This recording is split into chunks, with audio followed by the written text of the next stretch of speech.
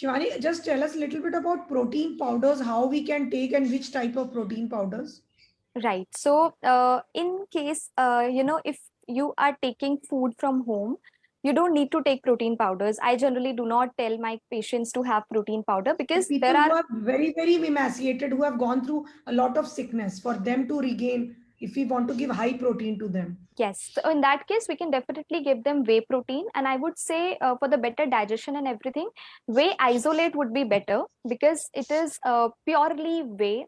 And the fat is also a little on the lower side. I think there's just 1% of fat if you talk about the whey isolate. So that can be taken because that will be the basically the bioavailability, the absorption of the protein would be better. So this kind of a protein can definitely be taken. But I would tell everybody, do not go for such proteins which have a lot of sugar in them, because anyways they would be increasing the inflammation in body, and that's something which we really do not want during this particular time, because your body is already very inflamed. So go for So whey something. isolates are in which form? We are available in which form? They are available in powder form.